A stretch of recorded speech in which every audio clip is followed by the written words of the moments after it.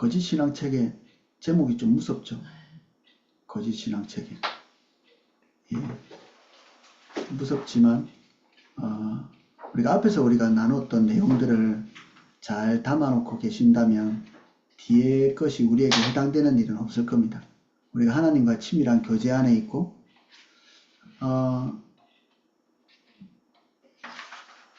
하나님과 동역하는 삶을 이렇게 살아가고 그분과 동행하고 있는 그런 분들이 포도나무에 많이 보이거든요. 하나님하고 관계가 어린아이처럼 이렇게 나이가 많으신데도 되게 순전하게 이렇게 하나님과 관계를 하고 계신 분들 제가 자주 봅니다. 그런 분들은 사실은 거짓 신앙책에 들어가지 않는, 그리고 그분 안에 엄청난 일은 아닐지라도 사실은 하나님께서 안 하시면 일어날 수 없는 그런 일들이 삶 속에서 일어나고요. 나이가 많으나 적으나 상관없이, 남녀노소 상관없이 저거는 정말 하나님께서 하시는 일 같아라고 느끼는 것들이 많이 있고, 그리고 대단히 겸손하지만 하나님 중심적인 삶을 살고 있는 그 범사에 말하는 것이나 행동하는 것이나 그리고 삶에 나타나는 것이나 본인 중심적인 것들이 잘 나타나지 않는 분들, 그런 분들 자주 봅니다. 이제 그런 분들이 거짓 신앙 체계 속에 빠질 일은 없죠. 근데 그 앞에 말했던 것들이 이제 조금씩 상실되는 순간부터 우리는 조금 다른 사람으로 변질되기 시작합니다. 하나님과의 관계가 멀어지고 그 주님 찾는 것들이 소원해지고, 그러면 껍데기는 그래도 유지해야 마음이 편안하기 때문에 우리가 그 껍데기를 계속 유지하고 있거든요. 마음은 떠나는데 이게 하나님을 떠나는 거는 껍데기가 떠나는 일은 없습니다. 잘 우리 프로이드가 그런 얘기 하거든요. 우리는 우리 마음대로 살고 싶은데 우리 마음대로 살 수 없도록 하는 이 슈퍼에고라는 게 있습니다. 이래서는 안 되지 하는 게 있습니다. 이래서는 안 되지. 우리 마음대로 살고 싶지만 이래서는 안 되지라고 하는 게 있기 때문에 우리는 진짜 막대먹게 살아가는 사람은 잘 없죠. 기독교인이 하나님과 가지고 있는 이 관계를 그냥 막 떠나려고 하는 사람은 없거든요.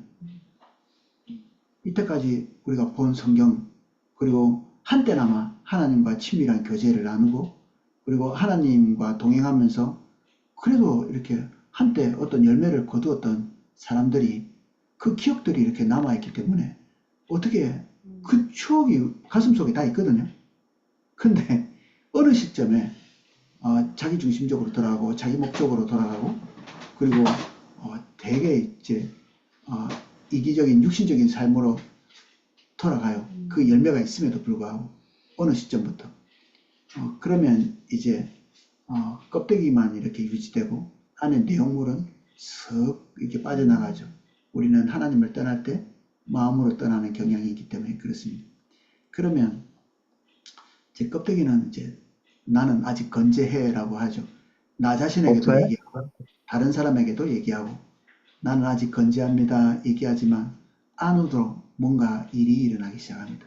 우리 내면 안으로. 이게 이제 거짓 신앙 체계인데 불안감을 느끼지 못하는 게 제일 큰 문제입니다. 우리가 주님을 떠나고 있다는 걸 알면 금방 후다닥 뭔가를 하거든요. 근데 이 거짓 신앙 체계에 들어가면 편안합니다.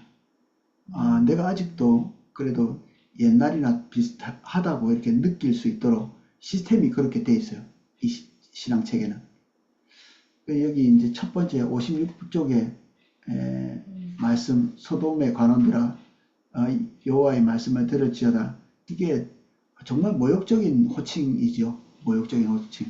우리 그리스도인들에게 제일 나쁜 사람들 이렇게 딱 얘기하자면 소돔과 고모라 금방 딱 떠오르는데 지금 이스라엘 백성들도 비슷한 처지인데 제일 나쁜 호칭을 딱 대면서 그들을 지칭하고 있거든요.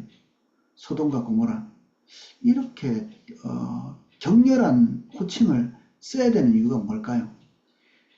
그들 중심이 하나님과 완전히 소돔과 고모라처럼 대척점을 이루고 있는 거죠. 이게 비슷하게 같은 자리에 있는 것 같은데 완전히 다른 자리에서 서로 하나님과 대립적 구도를 가지고 있는 거죠. 그리고 하나님께는 대단히 모욕적인 행동, 마음의 자세, 태도 이런 것들을 가지고 있는 겁니다. 거짓 신앙 체계를 가지고 있는 사람들은 하나님을 되게 기분 나쁘게 만드는 거죠. 이 하나님의 성품상 한번 생각해 보십시오. 하나님의 성품상 어떤 일을 지칭해서 부를 때 소돔의 자식들아 이렇게 말 안 하겠죠. 하나님은 자비롭고 은혜로우시고 그분 안에 있는 거룩한 성품이 어떤 존재를 지칭할 때 에라이 소돔과 이 완전히 그냥 멸망당할 존재인데 이런 호칭을 가지고 이렇게 부른다는 것은 하나님 안에서 이 끓어오르고 있는 분노가 있다는 것을 전제하고 있는 거 아닐까요? 소돔의 간원들아.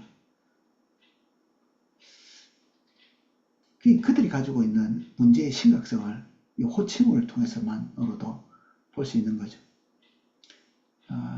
한번 읽어볼게요. 이게 핵심적인가? 너희 소돔의 간원들아, 여호와의 말씀을 들을지어다. 너희 고모라의 백성들아, 우리 하나님의 법에 귀를 기울일지어다. 여호와께서 말씀하시되 너희의 무수한 재물이 내게 무엇이 유익하뇨? 나는 순양의 번제와 살찐 짐승의 기름에 배불렀고 나는 수송아지나 어린 양이나 염소의 피를 기뻐하지 아니하노라. 너희가 내 앞에 보이러 오니 이것을 누가 너희에게 요구하였느냐? 마당만 밟을 뿐이니라. 헛된 재물을 다시 가져오지 말라. 분양은 내게 가증히 여기는 바요. 월삭과 안식일과 대회로 모이는 것도 그러하니 성회와 아울러 악을 행하는 것을 내가 견디지 못하겠노라. 내 마음이 너희의 월삭과 정한 절기를 싫어하나니 그것이 내게 무거운 짐이라. 내가 지기에 곤비하였느니라. 너희가 손을 펼 때에 내가 내 눈을 너희에게서 가리고 너희가 많이 기도할지라도 내가 듣지 아니하리니 이는 너희의 손에 피가 가득함이라. 그들이 가지고 있는 모든 종교적인 퍼포먼스, 월삭, 안식일, 대회 이런 것들을 제가 퍼포먼스라는 이름을 붙였는데 이거는 그야말로 퍼포먼스죠.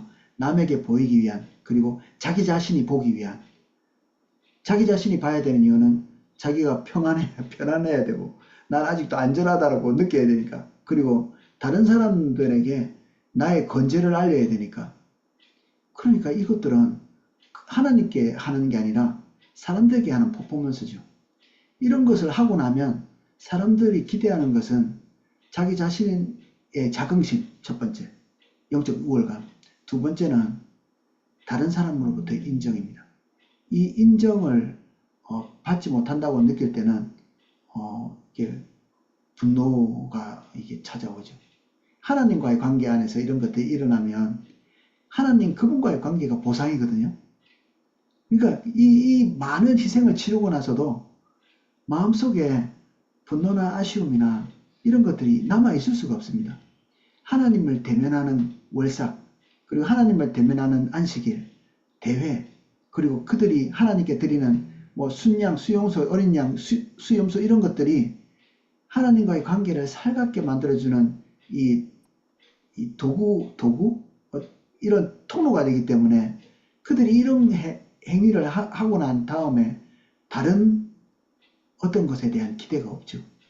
주님 그분 자체가 보상이셨으니까. 족하죠. 족합니다. 완전히. 우리 첫 번째 찬양처럼 감사에 대한 넘치는 감사가 있죠. 그들은 많은 기도를 했다 이렇게 되어 있습니다. 많은 기도. 그래서 이 많은 기도가 하나님과 긴밀한 교제를 말해주는 거면 되게 좋은데 이게 긴밀한 교제를 말하는 것이 아니라 퍼포먼스에 불과하면 시간이 많이 지체될수록 그들은 사람들에게 자기가 행한 이런 종교적인 행위에 대한 보상을 바라서 그 낯뜨거운 일들 성경에 많이 나와 있죠. 사람들이 보는 앞에서 큰 소리로 기도한다든지 그리고 사람들 보는 앞에서 구제한다든지 이런 행위들을 하게 되는 거죠. 보상이 뭔가요? 하나님과의 관계 안에서 하나님이 보상이 아니시기 때문에 다른 데서 보상을 찾는 거죠. 슬프고 부끄럽고 또는 이게 벌거벗겨지면 창피한 일인데 그런 것에 대한 인식도 못하게 되어 있습니다. 거짓 신앙책에 빠져 있으면 부끄러운 줄 모르는 거죠. 그래서 그들은 신앙생활을 잘하고 있다고 이렇게 생각하게 되고요. 그리고 사람들도 사실 잘 모릅니다. 눈치를 잘 못 챕니다. 거의 흡사하게 행동을 하고 있기 때문에 사람들이 신앙 좋으시군요 뭐 이렇게 평가할 수 있는 거죠. 그리고 무시할 사람이 잘 없습니다. 이런 행동을 하면. 그런데 하나님이 문제입니다. 하나님이 그런 것에 대해서 묵과하고 넘어가시지 않기 때문에 무시당한 느낌이실 거거든요. 하나님이. 그가 예배나 월삭이나 안식일이나 대회나 그리고 모든 재물을 통해서 하나님께 나가지 않고 있기 때문에 무효죠. 이게 여기에 만홀히 여긴다는 표현을 이사야 1장 4절에 하고 있습니다. 스프다 범죄한 나라요 허물진 백성이요 행악의 종자요 행위가 부패한 자식이로다. 그들이 여호와를 버리며 이스라엘의 거룩한 자를 만홀히 여겨 멀리하고 물러갔도다. 이 많은 종교적인 행위를 하고 있는데 만홀이라는 말은 함부로 업신여긴다, 가볍게 생각한다, 코웃음 치다, 조롱한다 이런 뜻이거든요. 조롱한다. 이런 행동을 감히 어떻게 할 수 있겠습니까? 하나님께. 이스라엘 백성들이. 근데 하나님이 인격체라는 사실에 대해서 덮어버리는 거죠. 지금 우리가 하나님께 나갈 때 인격체 되신 하나님과 눈과 눈을 마주치면서 지금 대면하는 거거든요. 우리가 대면하고 있는 분은 살아계시고 인격체이신 분이십니다. 그분은 뭐 기운이 아니시고 에너지가 아니시며 능력이 아니시고 그분이 뭐 파워가 아니시고 그분은 우리하고 똑같은 이런 표현이 좀 황송하죠. 하나님께. 우리가 그분을 닮아서 인격체거든요. 우리는 누군가가 우리를 인격체로 대하지 않으면 우리가 돌덩어리처럼 취급받으면 엄청나게 화가 날 거거든요. 누가 여러분들이 여기 옆에 있는데 본체 만취한다. 아는 사람인데. 그리고 비인격적으로 이렇게 대한다. 예의도 갖추지 않고 그리고 서로 얘기하는데 마음도 주지 않고 이렇게 하면 아마 그 관계가 오래 못 갈걸요. 하나님께서 인격체이십니다. 인격은 세 가지 요소가 있습니다. 지성, 감성, 의지. 굳이 이런 걸 설명하는 이유는 하나님께서 우리와 소통 가능하신 존재이시다라는 걸 알려드리는 거예요. 되뇌이는 겁니다. 인격이 없으면 대화 자체가 안 되고 기도도 안 되고 소통도 안 되고 관계도 안 됩니다. 그게 우리는 도라고는 관계를 할 수가 없습니다.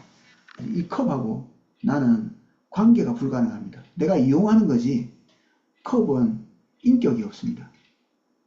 그래서 소통, 커뮤니케이션 이런 게 안 되는 겁니다. 하나님은 우리하고 이 인격과 인격을 이렇게 뒤섞으면서 교류하고 교제할 인격체이시거든요. 근데 우리가 장벽을 쳐놓고 그분과 인격적인 교류가 없으면 관계는 죽은 거죠. 사람하고 관계와 대단히 유사하죠. 우리가 어떤 사람을 어떻게 대하고 있는지 이렇게 인식하면 하나님께 나아갈 때 거의 흡사한 태도로 나가야 되거든요. 사실 하나님과의 관계가 좀 닫혀있는 분들은 사람과의 관계도 거의 닫혀 있습니다.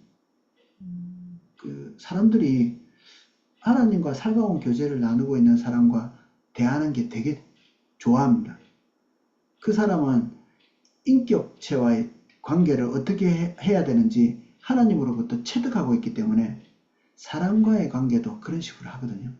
살갑게 순전한 마음으로 그리고 자기의 중심을 가리지 않고 정직하게 이렇게 대하고 그리고 뭔가 이렇게 친절을 베풀 때도 진심 어리고 온전한 것을 담고 예스와 노가 정직하고 그런 사람과 같이 교류하는 거는 되게 편안하지 않나요?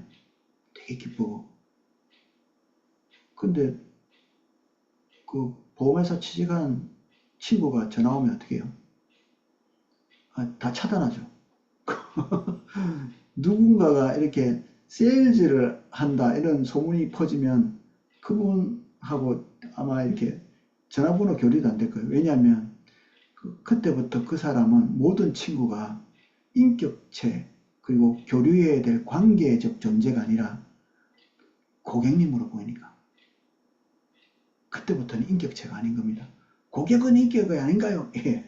아닙니다. 물건 팔 대상이지 인격체가 아니거든요.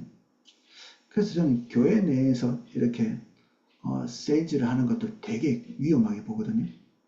우리가 서로 돕고 그리고 상대방이 사업하고 있는 것들과 협력하고 주의 일을 위해서 이렇게 같이 이렇게 해나가는 것 아름다운 일이지만 교회에 왔을 때 성도가 성도로 보이지 않고 그가 인격체로 와 닿지 않고 내 이득과 관련돼서 그 사람이 머릿속에서 이렇게 해석이 되어서 들어오면 그 사람은 치명적인 문제가 있습니다. 치명적인 문제. 신천지보다 더 높은 단계가 있습니다. 신천지보다 더 높은 단계. 다단계 하는 사람이라거든요. 다단계. 신천지도 다단계는 이길 수 없답니다. 와, 이게 진짜 무서운. 신천지에서 제일 경계하는 사람이 다단계 하는 사람이라네. 거기 들어와서 그 관계를 이용해가지고 막 물건 팔려고 막 그 신천지를 쑥대밭으로 만들어 놓는. 그래서 모든 사람 환영인데 신천지. 그거 어떻게든 막 끌고 가려고 이렇게 하는데 다단계 하는 사람들은 퇴출입니다. 와, 무섭죠. 사람을 목적 삼는 이 비슷한 사람들이죠.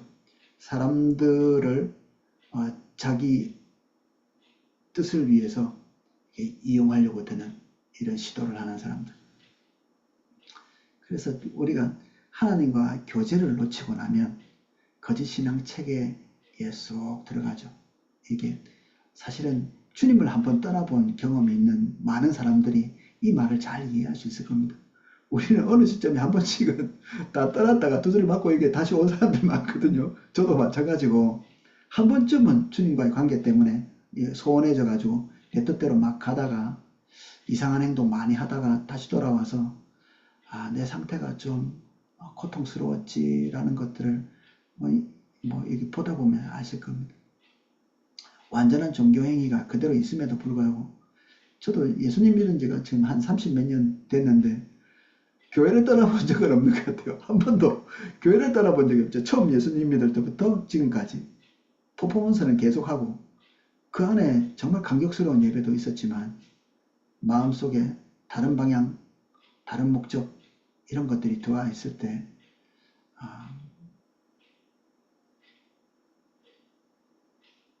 메마름을 느끼죠.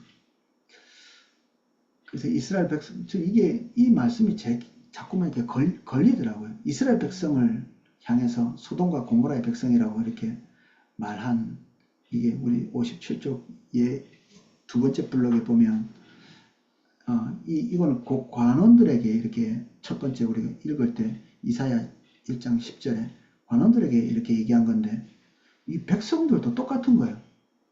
이게 위아래가 구분이 없는 겁니다. 주님 떠났을 때 한국가가 주님을 떠났을 때 그리고 어떤 종교단체도 주님을 떠났을 때는 위아래가 같이 떠나는 거죠. 어디는 떠나고 어디는 안 떠나는 게 아니라 지도자가 문제가 아니라 통째로 포괄적으로 다. 그래 백성들도 그런 지도자를 원하죠. 우리는 우리 탐욕을 채워줄 사람을 뽑잖아요. 지도자로. 그러면 우리의 탐욕을 잘 파악하고 자기 탐욕을 이룰 자들이 딱 뽑히게 되어 있습니다. 기가 막히죠. 이게 궁합이 잘 맞는 겁니다. 우리가 탐욕스럽지 않으면 우리의 지도자를 진짜 현명하게 뽑을 수 있습니다. 우리가 온전하면 우리의 지도자도 온전해요. 우리 민주주의잖아요. 우리가 다 뽑잖아요. 우리가 영적인 지도자가 싹군이 아니기를 바라잖아요. 우리가 그런 걸 원하죠. 누가 직업상 이렇게 목회를 하고 있는 사람을 지도자로 삼기를 원하는 사람이 어디 있어요? 근데 여러분들 하나하나가 여러분들 직장 안에서 돈 때문에 죽지 못해서 일하고 있다든지 여러분들의 삶이 돈 때문에 죽지 못해서 하루하루를 꾸려가고 있으면 여러분들의 지도자도 그 길로 빠져나갈 가능성이 많습니다. 이게 유유상종이죠. 똑같습니다. 그래서 이 백성들은 그런 지도자를 원하고 자기 탐욕을 방향으로 탐욕을 이루어 줄 수 있다 이렇게 공략하는 종교적 지도자를 찾게 돼 있고 종교적 지도자는 백성들에게 그 말을 주면서 자기 탐욕을 이루는, 그래서 유유상종이기 때문에 누구 때문에라는 말은 기독교인에게는 통용되지 않는다. 누구 때문에는 없다. 그래서 내 지도자에게 중대한 문제가 있다. 국가 지도자에게 중대한 문제가 있다. 그러면 우리가 다 그 모양인 겁니다. 내가 그 모양입니다.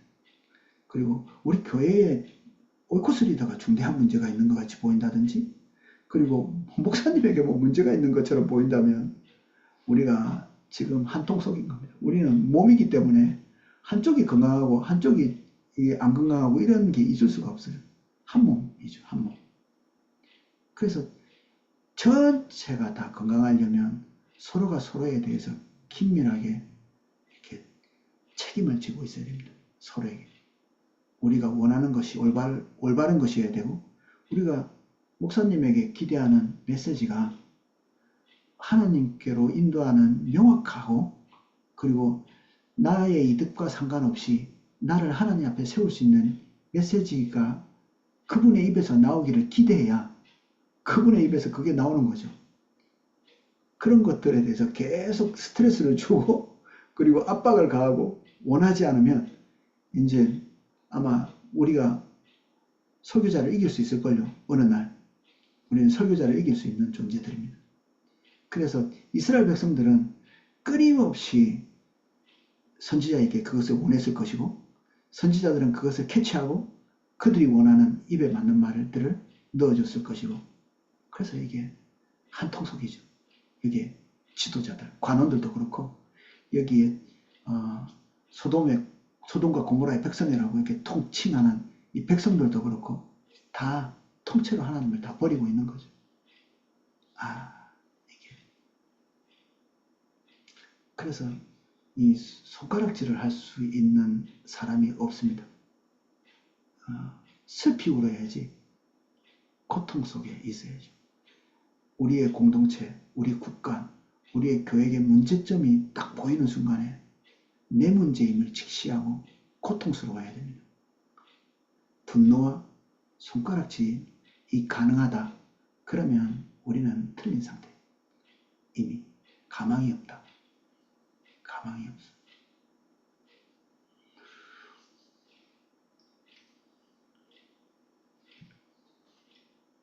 그래서 이 두 사람들이 시스템적으로 딱 엉뚱한 시스템에 들어가 있는데, 거짓 신앙, 신앙이 아닌데 신앙이란 얘기죠.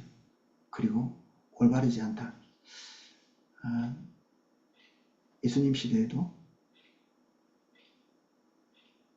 어마어마하게 많은 종교적인 퍼포먼스를 하고 있었죠. 근데 하나님이라고 하는 인격체와 조우하지 않았습니다. 그래서 사랑, 믿음, 이런 기초적인 어떤 개념 자체를 뒤틀린, 그래서 하나님 사랑한다 이런 말을 많이 썼겠죠. 하나님 신뢰한다, 믿는다 이런 말 많이 썼을 텐데 그것과는 전혀 동떨어진 존재가 되어버렸습니다.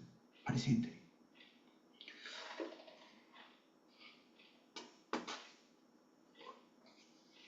요한복음 5장 37에서 38절, 또한 나를 보내신 아버지께서 친히 나를 위하여 증언하셨느니라. 너희는 아무 때에도 그 음성을 듣지 못하였고 그 형상을 보지 못하였으며 그 말씀이 너희 속에 거하지 아니하니 이는 그가 보내신 이를 믿지 아니함이라.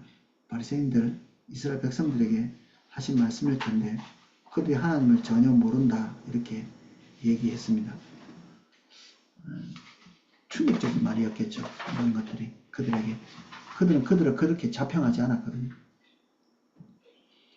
58쪽 옆에 작은 성구입니다.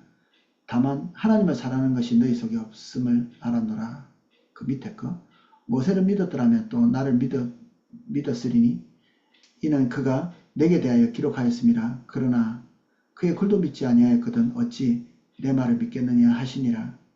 그래서 이것을 다 포함하면 하나님을 아는 것, 하나님을 사랑하는 것, 하나님 말씀을 믿는 것, 아주 기초적인 거죠, 우리 신앙에.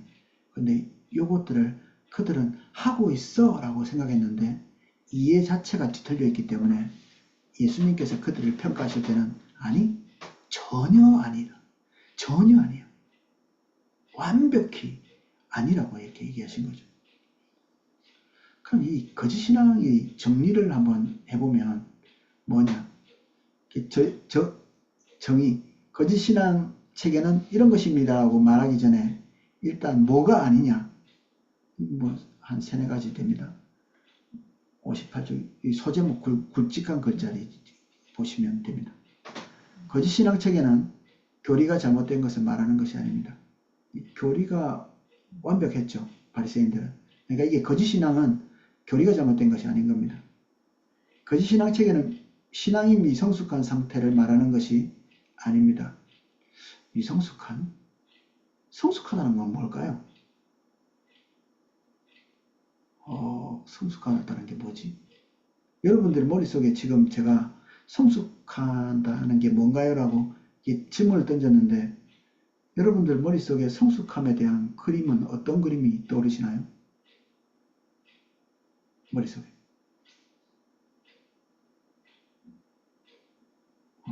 그림을 한번 그려보십시오. 성숙함. 그리스도인으로서 성숙하다.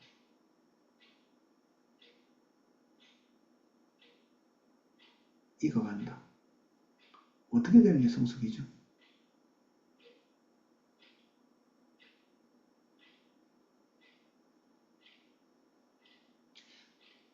하나님하고 비슷하게 되는 거죠. 간단하게 얘기하면 하나님하고 비슷하게 되는 거. 하도 오래 있다 보면 누군가와 닮죠. 부부는 닮는다고 하죠. 밥을 오래 같이 먹으면 또 얼굴이 닮는다네요. 뭐 직장 동료들끼리 뭐 매일 뭐 점심 같이 먹고 뭐 이렇게 하면 얼굴이 닮는다고 하는데 하나님과 계속 대면하면서 하나님 그분의 성품 그리고 그분의 안에 있는 능력, 지혜 그리고 그분이 가지고 있는 초월성 이런 것들을 인간이 닮아가는 겁니다. 그분하고 비슷하죠. 옛날에 한경지 목사님 그분하고 이렇게 만난 분이 한경지 목사님에게 느끼는 그 느낌이 마치 예수님과 같이 앉아있는 것 같은 느낌이었다. 뭐 이런 얘기를 했다고 이렇게 적혀 있더라고요. 그분이 예수 그리스도를 많이 닮은 거죠. 하나님을 많이 닮은 겁니다. 그래서 그 존재와 같이 있을 때 예수 그리스도와 같이 느끼는 거죠. 이게 성숙이죠. 이게 성숙. 여기서 그 미성숙한 어린 상태를 말하는 것이 아니다. 여기에서 성숙은 진정한 성숙이라고 말하기는 어렵고 바리새인들처럼 종교적인 위치를 점하고 있는 어떤 종교단체에서 목사라든지 뭐 간사 아니면 뭐 직함을 달고 있는 그리고 30년 40년 오래된 종교적 관록 이런 것들을 뭐 그냥 통칭해서 얘기해서 성숙이라는 말로 이렇게 써놓은 거거든요. 그러니까 진짜 성숙한 사람은 거짓 신앙 체계에 빠지지 않겠죠. 금방 알겠죠.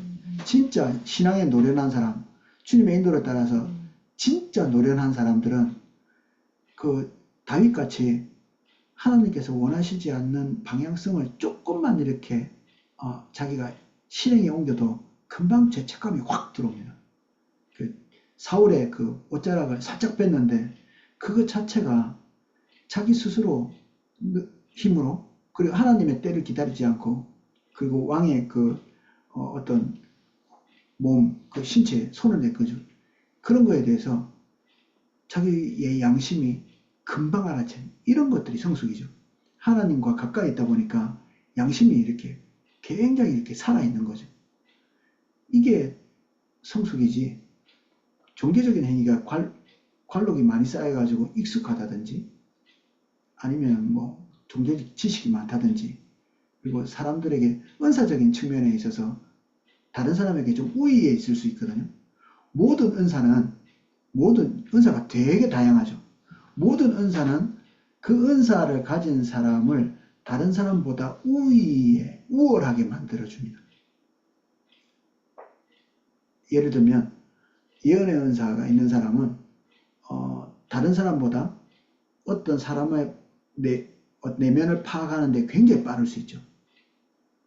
가르침의 은사가 있는 사람은 다른 사람들이 가지고 있는 지적 능력을 초월해서 그 사람 우위에 서서 뭔가를 가르칠 수도 있거든요. 그리고 뭐 치유 은사도 마찬가지죠. 그들의 질병에 대해서 더 우위에서 그들을 치유할 수 있는 그런 것들이 있기 때문에 우월적 지위를 가질 가능성이 많습니다. 은사 자체가. 다른 사람을 섬기기 위해서 주신 도구에 불과한 은사가 우리에게 다른 사람에게 우월적 지위를 가질 수 있도록 만들어주는 것이 되기도 하거든요. 그래서 우리가 다른 사람도 인정하고요. 다른 사람도 인정하고 나도 인정하지만 사실은 성숙이 아닌 게 있습니다. 은사 같은 거 그리고 직함 같은 거 이런 것들이 성숙이 아닙니다. 그래서 아무리 은사가 강력하게 드러나도 그 사람은 대단히 미숙한 사람일 수 있습니다. 제가 알고 있는 어떤 성도님 한 분은 예수님 믿자마자 예언의 은사가 그냥 엄청나게 나타났어요. 그 밤에 잠도 안 자고 그냥 그게 한 몇 년을 갔어요. 그 너무 정확해. 그냥 스텝 회의에서 나누는 그런 일들을 다 꿰고 있어 전부 다. 그리고 어떤 사람에 대해서 너무 이렇게 정확하게 우리 교회에 옛날에 있었던 분인데 저에 대해서도 저의 내면에 있는 것들 그리고 고민하고 있는 것들에 대해서 그냥 거의 완벽하다시피 손바닥 보듯이 다 말하는 근데 미성숙한 거예요. 미성숙. 지금은 전혀 그렇지 않습니다. 지금 그때는 이제 초신자였고 예수님을 믿자마자 은사가 부어질 수 있는 거예요. 그러니까 미성숙한데 그 놀랍고 강하고 예민한 은사들이 풍성하게 부어졌는데 어떻게 다룰지를 몰라. 지금 그분 되게 성숙해 계십니다. 그래서 그분과 함께 있는 것 자체가 너무 편안하죠. 옛날에는 그놈의 은사 때문에 같이 있기가 싫어. 너무 무서워 그 사람이. 은사는 너무 좋은 하나님의 선물인데 칼이거든요. 이게 사용하는 사람이 잘못 사용하면 옆에 사람 찔러요. 피나고 괴롭고. 직함도 하나님이 주시는 거죠. 부르심과 관련되어 있을 수도 있고 은사와 관련되어 있을 수도 있고 직함은 그거 자체가 선이죠. 근데 그거 자체가 성숙은 아니기 때문에 이게 속지 말아야 되는 거죠. 속으면 안 됩니다. 우리 자신이. 저만 봐도 알 수 있습니다. 목사 어떻게 볼지 모르겠는데 특히 저는 이제 이게 너무 고통스럽습니다. 포도나무 교회 목사 이렇게 하면 있잖아요. 새벽교 설교에서 되게 이렇게 영험하게 보는 거예요. 뭔가 다를 것 같지. 일반 성도님들이 전혀 그렇지 않음에도 불구하고 우리는 누군가가 이미지를 씌워주기도 합니다. 우리에게. 우리가 원하지 않는데도 이미지를 씌워서 마치 성숙한 자로 통칭하는 거죠. 뭐 이거와는 상관없지만 다른 사람을 지나치게 높이는 그런 경우 중에 아주 나쁜 경우가 있는데 목회자를 지나치게 이게 우러러보고 높이면서 자기 자신은 주저앉아 있는 다른 사람을 칭찬하면서 이렇게 하는 겁니다. 당신은 특별한 사람이기 때문에 이런 것을 할 수 있습니다. 이런 성숙된 삶, 성숙된 행동, 자기 헌신 이런 삶을 살 수 있습니다라고 칭찬을 해주면서 자기는 특별한 사람이 아니고 보통 사람이기 때문에 주저앉아 있는 것들을 합리화하는 거죠. 그래서 다른 사람을 지나치게 높이고 칭찬하고 이런 사람들의 내면 속에는 영적인 어떤 안위를 스스로 이렇게 고착화시키는 부분들이 있습니다. 무서운 겁니다, 이게. 그래서 다른 사람을 지나치게 칭찬하는 사람 저는 좀 경계하거든요. 왜 저러시지?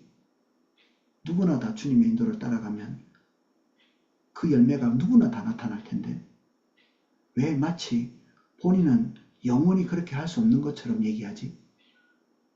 누구나 다 주님의 인도를 따라가면 그 사람이 맺고 있는 아름다운 것들이 넘치도록 맺을 텐데 왜 자기와 그 사람을 이렇게 분리하지?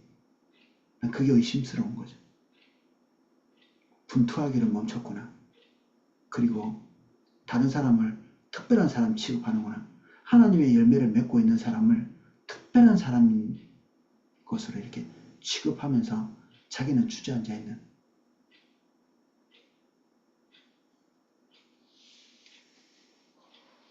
그래서 다른 어떤 사람이 주님의 인도를 따라가서 열매를 잘 맺고 있잖아요. 그러면 우리가 오늘 주님 앞에 서 있으면 그게 내일의 나의 모습입니다. 주님과 못할 게 없어요. 이게 주님이 주시는 열매라면 그 사람의 어떠함과 관련이 별로 없는 겁니다. 사실은.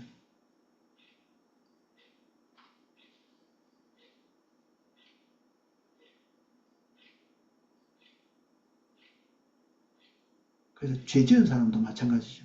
어떤 사람이 특정한 죄를 지었다고 그 사람이 특별한 사람은 아니거든요. 특별히 나쁜 사람은 아닙니다.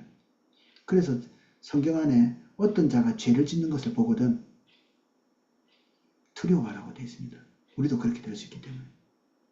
좋은 열매를 맺고 있다면 우리가 또 소망을 가질 수 있습니다.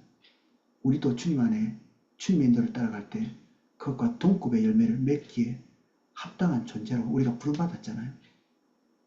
그래서 우리보다 좋지 않은 삶을 살고 있는 사람을 목격했을 때는 두려워해야 되죠. 우리도 그렇게 될 수 있기 때문에. 선하고 아름다운 열매를 맺고 있는 사람이 보인다면 우리도 소망이 있겠죠. 그렇지. 나도 주님의 인도를 따라가서 저렇게 해야지. 근데 그렇게 하지 않고 이게 모양만 따라 하시면 이제 곤란한 문제가 생깁니다. 이렇게.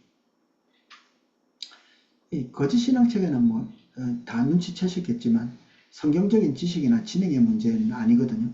이 지능이 떨어지기 때문에 거짓 신앙책에 빠지는 것이 아니면 뭘 모르기 때문에 그런 게 아니라 사실은 중심의 문제죠.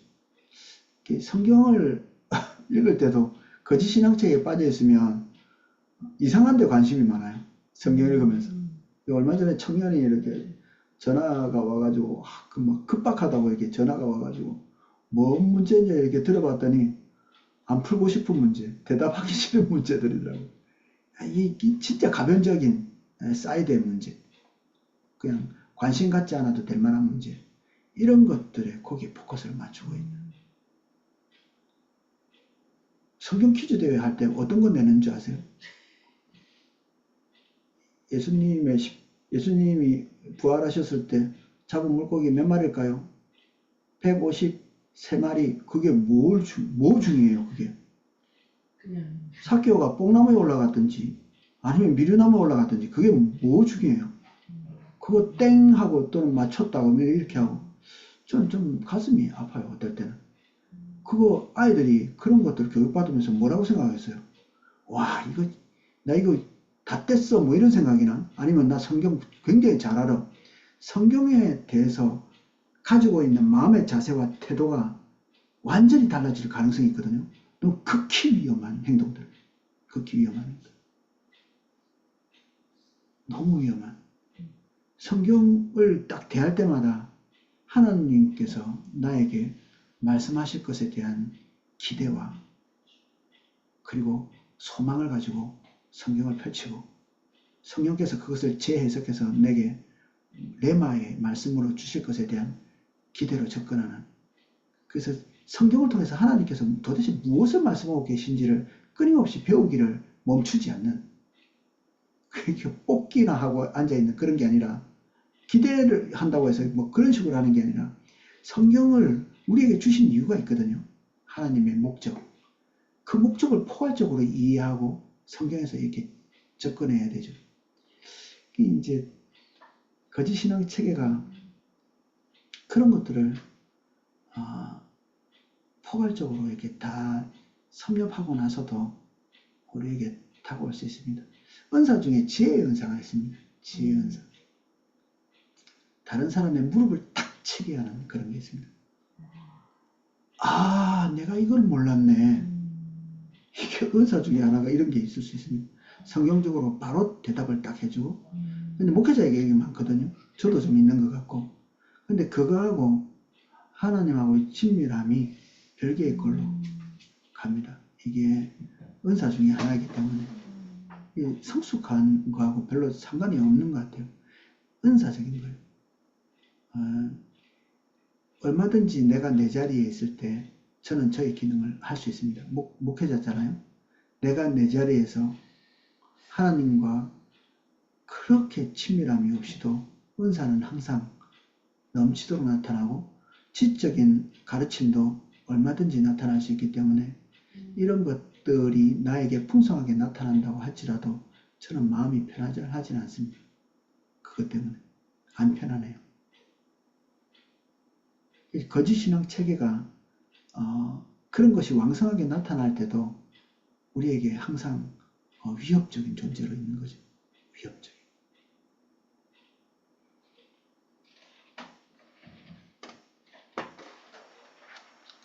이게 많이 배운 사람도, 은사가 있는 사람도, 은사가 없는 사람도, 덜 배우고 많이 배운 사람도 상관없이 다 거짓 신앙 체계에 빠질 수 있다.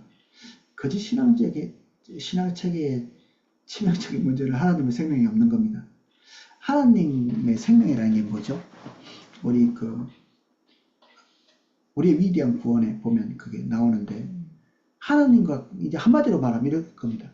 하나님과 같이 있기 때문에, 인격체이신 하나님과 함께 있기 때문에 우리의 삶에 나타나는 모든 것, 그분의 공급, 지혜, 그리고 그분의 후원, 지지, 그리고 때로는 그분의 징계일 수도 있고, 이런 것들이 우리 삶 속에 나타나는 거죠. 빈번하게, 항상. 근데 그런 것들이 없는 하나님께서 거짓 신앙 체계에 빠져가지고 막 이렇게 하면 막 혼쭐을 내야 되는데, 진짜 그 10년, 20년 갈 수 있습니다. 그 상태 그대로 10년, 20년 표도 안 나고 그냥 쭉 이렇게 갈 수 있어요. 그런데 하나님께서 함께 하실 일들은 전혀 일어나지 않죠. 과신은 할 수 있습니다. 종교적인 퍼포먼스를 많이 해서 사람들에게 과신은 할 수 있고요. 그 우월적 위치에서 다른 사람에게 어떤 비판이나 비난 이런 것들은 가할 수 있지만, 진짜 성령으로 인해서 거듭난 우리 하나님의 백성들이 그 사람과 같이 있는 거 결코 원하지 않을걸요. 여러분들도 그런 거 느끼시지 않나요? 어떤 사람과는 정말 있고 싶지 않다. 어떤 사람과는 조금 더 있으면 좋겠다. 그리고 너무 기쁜 관계가 되는, 하나님의 생명이 거쳐있는 그러한 사람들은, 외적인 모습들은 그럴듯한데 함께 있는 것이 고통스럽죠. 이게 우리가 느끼는 겁니다. 이렇게 거의 같이, 그런 분들과 같이 있으면 힘 빠지고, 그리고 난 나름대로 성령의 인도에 따라서 하려고 하는데 딱딱 부딪히는 경우가 있죠. 그러니까 전혀 상관없이 사니까 그 사람들은 훌륭한데 그냥 퍼포먼스에 불과해서 인격체에서 나오는 훌륭함이 아닌 거예요. 모조품이죠. 가짜 나무처럼 여기 모조품 이야기하고 있지. 그런 가짜 시스템에 들어가면 성경 공부를 많이 시키고 세미나 많이 듣고, 요즘 컨퍼런스 하고 있는 컨퍼런스 다 떼고 막 NWS 들어가고, 이게 거의 또 다른 율법주의가 될 수도 있습니다. 또 다른 율법주의. 단어 같은 거 이런 것들 막 구사하는데도 전혀 거기에 담겨 있지 않은. 저는 이제 이거는 너무 지나칠 수도 있는데, 저는 단어를 축약해서 쓰는 것들을 좀 위험하게 생각하거든요. 단어 축약. 다윗의 장막을 다장이라고 옛날 부르기도 하고, 이렇게 하면서 우리가 이름을 딱 붙일 때는 우리가 그것에 대한 고귀함을 가진 상태에서 이름을 반복해서 부르는 거거든요. 다윗의 장막이라고 이렇게 이름을 지칭할 때 우리가 다윗처럼 하나님 앞에서 그분과의 관계를 인격적으로 가지겠다는 마음의 자세를 가지고 거기에 들어가서 하나님과 인격적인 교류를, 기도를 막 쏴대든지 아니면 노래를 부르는 것처럼 뭐 5곡, 10곡 이렇게 노래를 부르고 나오는 게 아니고, 지금 그 다윗의 장막 그 장소에서 우리를 만나기를 원하시는 하나님과 인격적인 교류를 하러 들어갑니다라는, 그래서 이 다윗의 장막이라는 이름을 딱 붙여놨는데, 저는 사람들이 다장 이렇게 하면서 그 의미에 대한 상실을 경험하는 것 같아요. 의미에 대한 상실. 그래서 진짜 노래 부르고 나올 수도 있고요. 그리고 자기의 간절한 소망을 읊조리고 나올 수도 있고, 2시간 때우고 나올 수도 있고, 저는 되게 위험하다는 생각이 듭니다. 포도나무, 이거는 이제 어느 특정한 교회에서 모조품이 만들어지는 게 아닙니다. 종교적인 모조품들은 포도나무 교회에서도 얼마든지 종교적인 모조품이 만들어질 가능성이 많습니다.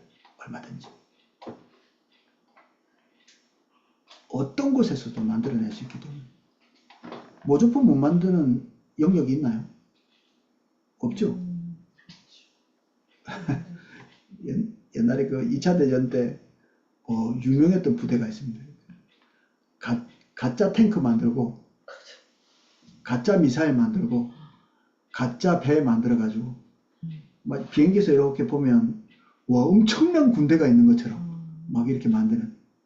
노르만디 상륙작전 할 때 노르만디에서 상륙작전을 한다는 것을 모르게 하려고 가짜 무기들을, 풍선이죠, 풍선, 엄청나게 많이 만들어가지고 저기 다른 해안가 이런 데다가 그냥 배치시켜 놓은. 이제 비행기를 타고 이렇게 가다 보면 적들이 깜짝 놀라는 거지. 아, 이쪽으로 오는구나. 전부 다 가짜들. 똑같이 만들어가지고 실제로는 거기가 아닌 다른 곳으로. 그래서 적의 눈을 돌리는 거죠. 모조품 못 만들 곳이 없는 거예요. 모조품을. 어떤 교회에서는 모조품이 잘 만들어지고 어떤 교회에서는 모조품이 안 만들어지고 이런 게 아닙니다. 그럼 누구에게 달렸냐? 뭐 제가 볼 때는 각자에게 달려있는 것 같습니다. 각자에게.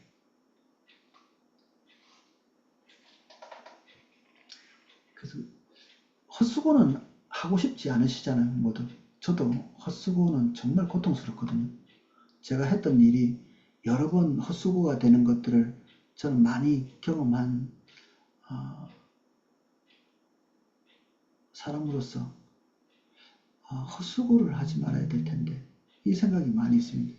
우리 성도님들 얼마나 많이 헌신하시고, 그리고 뭐 평생 예배하시고 평생 기도하시고 그리고 봉사하시고, 근데 그 하나하나가 아무 의미도 없는 것이면 안 되잖아요. 그러니까 자기 점검이 너무너무 필요한 거죠. 정말 자기 점검이 필요한. 한 발을 가더라도, 한 번의 예배를 하더라도, 찬양을 하더라도, 헌신을 하더라도 헛수고이지 않도록.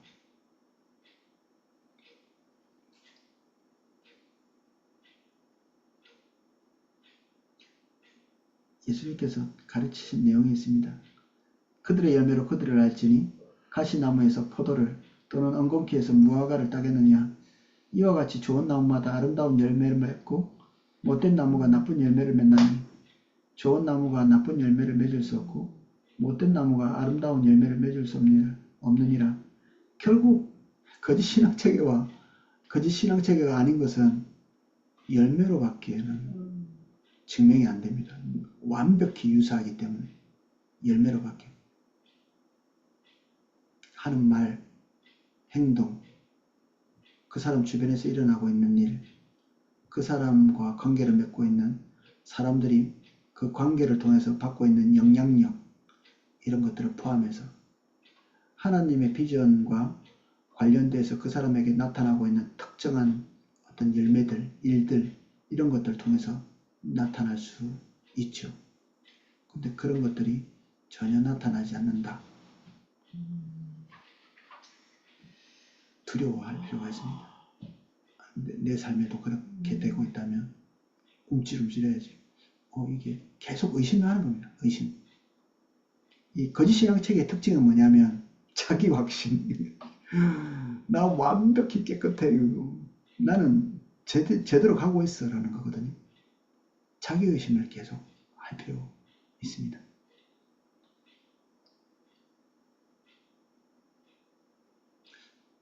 한번 점검해 볼 수 있는 것들이 있네요. 61쪽 맨 위에 하나님과의 친밀한 교제. 하나님과 교제하러 나갈 때마다 살가운 느낌이 드시나요? 하나님이 너무 좋고 그분과 함께 있는 것 자체가 우리의 보상이 되고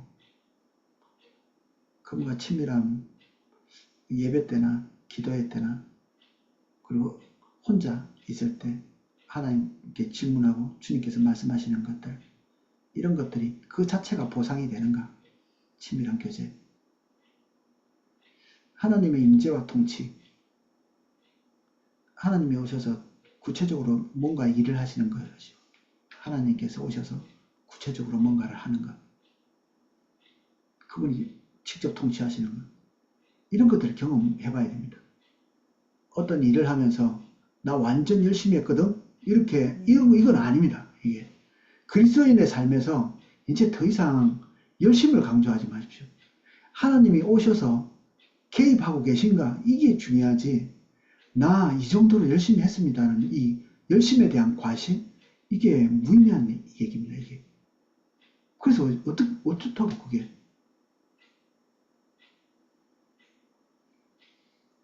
박수 쳐야 되나요? 그렇게 할 때? 열심히 하셨군요. 그게 이제 보상이 아닌 겁니다. 변화된 삶. 이게 오늘까지 이랬다가 내일 완전히 변화될 수 있습니다. 하나님께서 우리에게 오셔서 뭔가를 지적하시잖아요. 그러면 그날부로 변하게 됩니다. 이게 경험들 다 있으시지 않나요? 근데 죄책감 때문에 몸부림치잖아요. 하나님이 지적하신 게 아닌 경우가 있습니다. 그냥 내가 어떤 사람처럼 되고 싶어. 성숙한 사람처럼. 근데 몸부림 막 치는데 안 돼. 그럼 죄책감 생기죠.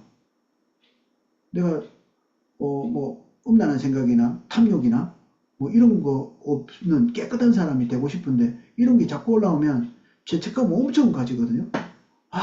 막 자기 자신 자책하고 막 그래. 그런다고 변하지 않거든요.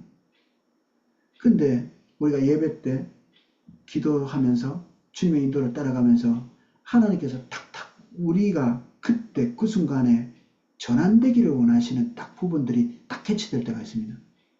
그때 딱 무릎 꿇고 주님, 내가 언어에 대해서 올바르지 않았습니다. 저 사람에 대한 태도, 자세, 높아진 생각, 그리고 상대방에 대한 자세나 태도가 올바르지 않은 경우, 그리고 때로는 말 한마디를 툭 던졌는데 다른 사람들은 다 이해를 그것에 대한 문제점을 발견하지 못했는데 제 마음속에서 하나님과 관계 안에서 중대한 그 자책이 올 때가 있습니다. 다른 사람을 조종하려고 말을 던진다든지 과시하려고 말을 던진다든지 두 사람을 이간질하기 위해서 한 사람을 내 편으로 만들기 위해서 이간질하는 경우가 있습니다. 친절하게 말을 하면서 아이고 얼마나 힘드세요. 근데 그 이면에는 힘들게 한 다른 사람과 이 사람을 이간질시키는 이런 한마디의 대화들, 이런 것들이 하나님 앞에서 딱 서면 확 드러나거든요. 그러면 자책이 필요하죠. 뼈아픈 자책. 다시는 하지 않아요. 이게 안 되게 되어 있습니다. 하나님께서 우리와 동행하는 가운데 탁탁 지적하시는 것들은 두 번 다시 거기에 너무 흉하고 더럽고 누추한 게 딱 직면이 되기 때문에 그 다시는 발을 안 담그게 되십니다. 발을 담그게 된다면 아마 주님과 충분히 떠나서 너무 오랫동안 하나님과의 관계가 없이 살면 다시 그리로 돌아갈 수 있을지 모르겠는데 그렇지 않거든요. 우리가 대체로는 그렇게는 안 됩니다. 이게 딱 전환이 되게 되어 있습니다. 그래서 좀 다릅니다. 우리가 완전한 인간이 되고 싶은 욕구하고 주님께서 우리를 한 발 한 발 갈 때마다 당신의 프로그램에 따라서 우리를 다듬어 가시는 것은 좀 다른 이야기입니다. 우리가 되고 싶은 우리가 되기 위해 몸부림치는 것과 하나님이 우리를 인도해 나가시면서 우리를 빚어가시는 것은 다른 일이다. 그래서 변화된 삶은 아이고 내가 변화되지 않았는데 그럼 주님과 친밀한 교제가 없구만 이렇게 말하는 게 아니고요. 오늘도 하나님께서 우리에게 오셔서 자책을 주시고 그리고 말과 행동과 태도와 생각과 자세 이런 것들을 계속 빚어가시는 사인들이 있을 때 우리는 변화되고 있는 과정 중에 있는 거죠. 우리의 필요를 아시고 하나님의 방법을 채우신 이건 뭐 어제 또 그런 얘기 했는데 우리끼리 이런 걸 굳이 간증할 필요가 있을까요? 우리끼리. 이거는 그리스도인들에게 매일 그냥 일어나는 일입니다. 초월적인 일이 우리에게는 비초월적인 일이에요. 내추럴한 삶이 되는 거죠. 하나님께서 채우셨어라는 간증이 우리들 사이에서는 야 그게 뭐 이상한 거야? 당연한 거 아니야? 하나님의 인도를 따라서 감사를 안 한다는 게 아니고 하나님께서 우리를 공급하시는 공급의 경험들이 매일매일 샘솟아있는 사실 그것들이 우리에게 하나님과의 관계가 매일 생동감 있게 만들어주죠. 이렇게 하나님께서 우리의 삶에 오셔서 계속 우리의 필요를 알고 계시고 들어주시고 우리는 그것 때문에 감사하고 또 하나님 더 좋아하고 뭐 채우셨네 해서 그 물건을 막 끌어안고 있는 게 아니라 사실 하나님이 채우셨다는 게 월등히 중요하죠. 저는 하나님께서 저에게 주신 많은 것들이 있는데 지금은 쓰레기통에 가 있는 것들이 많습니다. 이게 막 굴러다니고 다시는 보지 않는 사실은 그것과 함께 온 게 뭐죠? 하나님이 나를 돌보시고 계시네? 이게 너무 달고 좋은 거죠. 시계 하나님 주셨다. 뭐 텐트를 주셨다. 나 반지를 주셨다. 먹을 것을 채워주셨다. 돈 주셨다. 이런 것들과 함께 지금 물건은 남아있지 않고 남아있는 것은 하나님이 내 삶을 신실하게 인도해 가신다. 요거 딱 남는 거죠. 물건은 없어요. 다 옛날에 다 쓰고 치웠는데 뭐 주님만 남아있습니다. 우리 안에. 앞으로도 그럴 거고. 그래서 주님께서 우리의 삶의 필요를 채우신다는 것 자체가 우리의 탐욕을 채운다기보다는 하나님이 내 삶을 공급하고 계신다. 그런 관계인 거예요. 하나님하고 나하고 관계가. 서로 남남이 아니고 아버지와 자녀와의 관계. 이런 것들이 채워지고 있을 때 우리는 건강한 거죠. 하나님의 거룩함. 하나님의 거룩함, 주님의 거룩함을 목격하게 되거든요. 계속 예배 때, 기도할 때 하나님이 임재하시는 모든 곳에서 하나님의 기준을 보게 돼요. 그럼 우리가 미치지 못하는 걸 뻔히 보게 되거든요. 그러니까 이 거룩함이 선을 넘어가지 않을 수 있습니다. 우리가 그거 할 때마다 자책이 되죠. 미치지 못하니까. 근데 우리를 주님께로 인도하는 동력이 되죠. 이런 것들이. 하나님을 대면하지 못하면 기준 자체가 멀찍이 있습니다. 내가 뭐 잘못했는데 이렇게 나오죠. 그 정도 말도 못해? 뭐 이렇게. 우리 그리스도인들에게서 제일 제가 듣기 싫어하는 말 중에 그런 말이 있습니다. 인간이잖아요 하는 말. 안 하겠다는 얘기잖아요. 인간이 어떻게 그렇게 합니까? 이렇게. 주님의 인도를 따라가는 사람은 초월적인 삶이 일상화되게 되어 있습니다. 지금 우리가 육신적인 인간에 머물러 있는 게 아니고 주님의 인도를 따라 가고 있는 중이기 때문에 그런 얘기는 우리 입에서 완벽히 지워버려야 되죠. 하나님의 실제적인 인도와 보호, 하나님께서 인도하시고 보호하신다. 예, 그 통장에 돈 많이 쌓여 있으면 좋겠죠. 근데 그게 우리를 보호하지는 못합니다. 어제 베타코스 하면서 제가 질문을 하나 던졌거든요. 여러분들은 하나님께서 공급하시는 기도를 하는 것이 더 좋겠습니까? 아니면 도깨비 방망이 두드리면 무조건 자기가 원하는 게 나오는 게 있는 게 좋겠습니까? 해서 토론을 하라고 제가 시켰더니 와, 토론을 끝내지를 않더라고요. 15분 시간 드렸는데 20분 가까이. 그만하세요, 그만하세요. 너무 열띤 거예요, 이게. 그래서 거기서 극명하게 한 3대1로 나뉘더라고요. 3대1. 기도가 더 소중하지요, 이렇게 하는 사람이 그래도 많으시고요. 그리고 그래도 나는 내가 원하는 거 뚝딱뚝딱 나오는 거 그게 너무 좋아. 이런 사람들도 있고 그랬습니다. 근데 하나님께서 오셔서 보호하시고 공급해 주시는 것과 내가 원하는 것을 탐욕스럽게 획득하는 것 사이에 다른 점은, 하나는 탐욕만 늘어나고요. 육신의 보존만 남고, 한쪽은 그것이 공급됨과 동시에 우리를 빚어가시고, 그리고 우리를 보호하시는 하나님의 사랑이 우리에게 깨달아지고, 하나님의 공급은 하나님의 공급과 함께 그 주변에서 무한히 아름다운 것들이 같이 동반돼서 우리에게 옵니다. 도깨비 방망이는 우리 동화책에서 이렇게 본 거. 뭐 행복하게 살았더라. 예, 안 될걸요. 거기는 행복하게 살았더라 이렇게 돼 있지만 안 될 겁니다. 거짓신앙책의 특징은 그 앞에 소두에서부터 이렇게 나왔지만 기가 막히게 자기중심적인 삶과 딱 똑같이 일치되어 있습니다. 여기에 연결이 딱딱 되어 있습니다. 지금 이 밑에 그림 보이시죠? 자기 자원, 자기 목적, 자기 방법.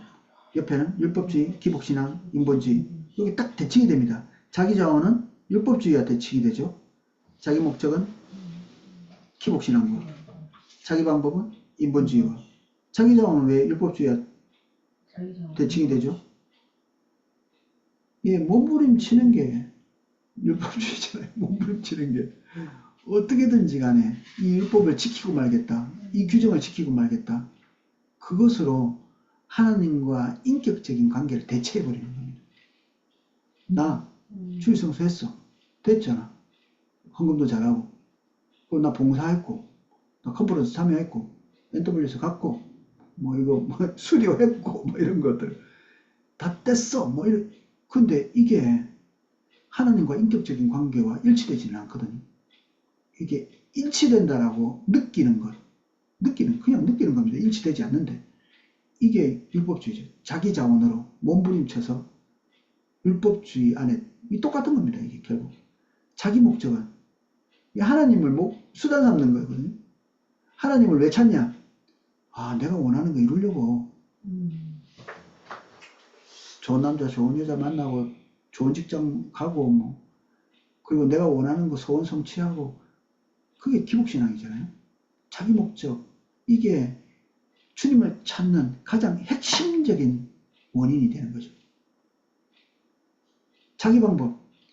그러니까 하나님과의 관계가 없으니까, 하나님이 더 이상 그와 함께 하시지 않으니까 뭘 하느냐 하면 자기 방법을 쓰는 거죠. 자기가 구상한 방법대로 이렇게 하는 겁니다. 나름대로 착한 생각들을 반영해서 합니다. 나쁜 짓은 잘 안 하죠. 근데 완전히 옆으로 가 있기 때문에 하나님을 대적하는 것이 됩니다. 인본주의. 이게 막 떠들었는데 이해는 잘 됐나 모르겠습니다. 교회를 향한 사단의 가장 큰 공격은 거짓 신앙체계를 통해서입니다. 거짓 신앙체계. 이게 심각성을 잘 못 느끼기 때문에 이게 사단의 영역에 속해 있는 건지 느낌이 잘 안 올 수도 있는데 그 뒤에 사단이 들어가 있습니다. 너희는 너희 아비 마귀에게서 났으니 너희 아비의 욕심대로 너희도 행하고자 하느니라. 그는 처음부터 살인한 자요 진리가 그 속에 없으므로 진리에 서지 못하고 거짓을 말할 때 제 것으로 말하니 그가 거짓말쟁이요 거짓의 아비가 되었습니다. 이게 거짓말, 사단이 제일 좋아하는 건 거짓말인데 그게 사단의 주무기입니다. 진리를 벗어난 게 다 거짓말들인데 이 거짓신앙 체계 이게 살아있는 생명인 채 하도록 거짓을 넣는 거죠.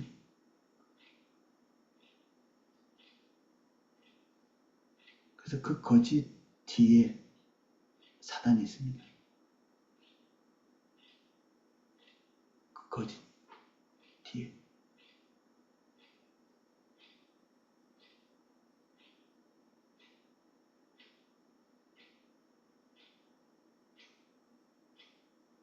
맨 마지막 블록을 좀 읽어보겠습니다. 62쪽 제일 마지막 블록. 사단은 각 개개인의 성도와 교회를 대적하기 위해 수많은 방법들을 사용합니다. 그러나 나는 교회와 개개인의 성도를 향한 사단의 가장 큰 공격은 거짓 신앙 체계를 통한 공격이라고 믿습니다. 껍데기를 본질이라고 생각하는 우리는 사도 바울이 세운 교회마다 곧바로 이어서 거짓 사도들과 선지자들이 들어가 거짓 신앙 체계를 가지고 교회를 오염시킨 것을 보면 이 부분을 잘 알 수 있습니다. 하나님과의 관계보다는 할례 같은 것들을 강조하면서 그것을 통해서 하나님과 관계를 증명하려고 하는 그런 시도들이었죠. 그 시대에는. 오늘날에는 그렇지 않지만 거짓 신앙 체계를 통한 사단의 공격은 매우 효과적이기도 합니다. 왜냐하면 교회가 거짓 신앙 체계에 빠지면 외부적으로는 매우 그럴듯한 종교적인 모습을 가지고 있을 수 있지만 실제로는 하나님의 생명이 철저하게 거친 하나님의 능력이 쏟아져 버린 껍데기뿐인 교회로 전락해버릴 것이기 때문입니다. 그리고 하나님의 모든 유업은 교회로부터 거칠 것이기 때문입니다. 또한 어떤 하나님의 생명도 없는 신앙의 모조품으로 전락해버렸음에도 불구하고 하나님의 백성들은 그 사실을 전혀 모를 뿐 아니라 반대로 자신들이 신앙생활을 잘하고 있다고 자부할 것이기 때문입니다. 그래서 하나님의 인도를 떠나 아무것도 하지 않기 때문에 제일 심각하게 되는 것은 성령을 근심하게 하고 또는 성령을 소멸하는 교회 안에서 성령님이 그 어떤 주장도 하시지 않게 되는 어떤 개인의 삶에서 더 이상 하나님의 성령께서 그에게 뭔가를 말씀하실 수 없는 경우가 있습니다.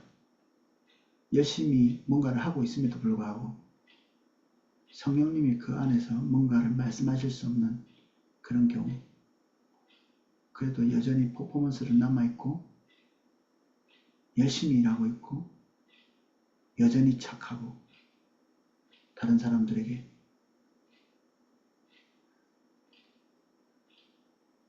근데 하나님의 생명은 없는 그 로이드 존스 목사님 그 글에 보면 성령님이 계시지 않는데도 교회가 건재하게 되는 경우가 있는 거죠. 오늘날 교회는 성령님이 계시지 않아도 90% 이상 교회가 건재할 것이다.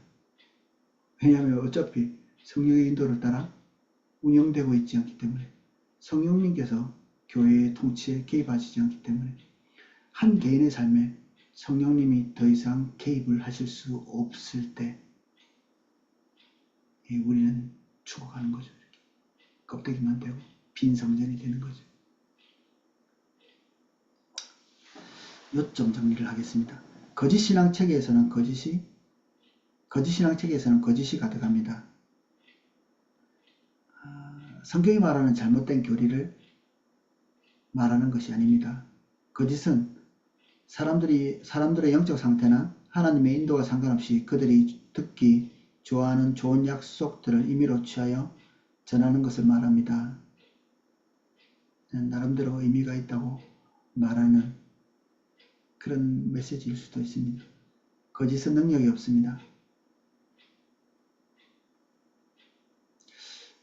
좋은 것을 무너뜨리는 능력이 있는 것 같아요. 거짓신앙 체계에 빠지면 사람들은 거짓을 좋아합니다. 그걸 좋아한다. 우리 감정이. 기복신앙은 하나님이 우리의 수단된 삶입니다. 그분이 목적이거나 그분을 대면하는 것 자체가 우리의 상급이 아니라 그것 때문에 그것을 이용해서 그랬기 때문에 뭔가가 되기를 원하는 기복적인 희생과 헌신은 하나님을 사랑하는 것이 아닙니다. 주님을 많이 찾는 양적인 부분에 있어서는 월등할 수 있지만 그것을 찾는 태도와 자세가 기울어져 있기 때문에 아무 의미가 없는 것이다. 예, 오늘은 여기까지 살펴보고 제가 소그룹을 나눠드리겠습니다. 오늘 나눈 부분을 가지고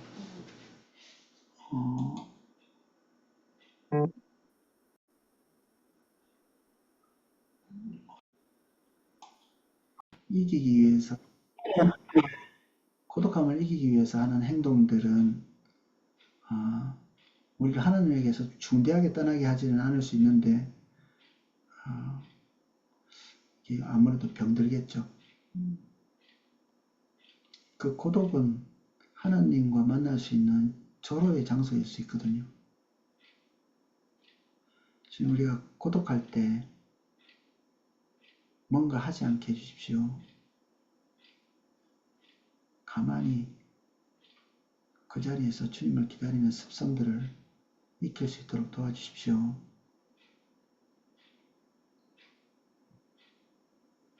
세상의 소리가 잘 들리지 않을 때 고독해지거든요. 이 귀에 세상에 재밌는 것, 왁자지껄한 것들이 이렇게 딱 끊어질 때가 있습니다. 그러면 우리 마음이 굉장히 외로움을 느낍니다. 고독함을 느끼고. 근데 그거는 인생에 사실은 몇 번 안 찾아올 수도 있는 절호의 기회입니다. 하나님과 딱 독대하고 대면할 수 있는 절호의 기회. 그 순간을 놓치지 않으면 좋을 것 같아요. 그때 시간을 조금 내시면 좋을 것 같아요.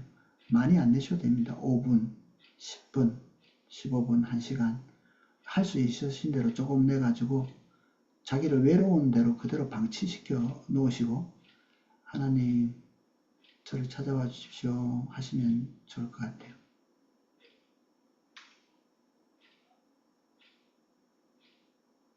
아멘.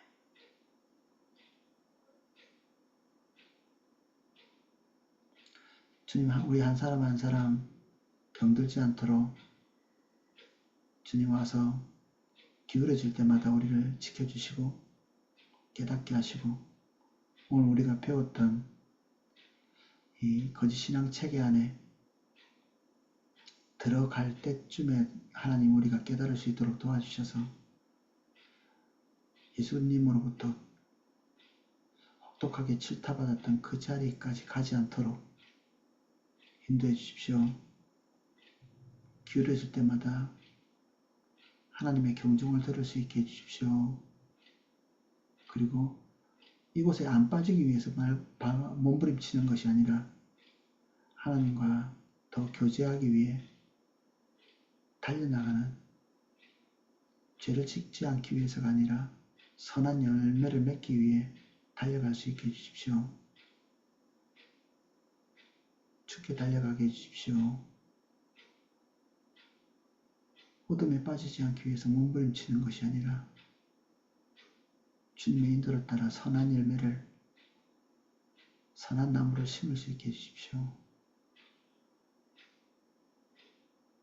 예수님 이름으로 기도합니다. 아멘. 예.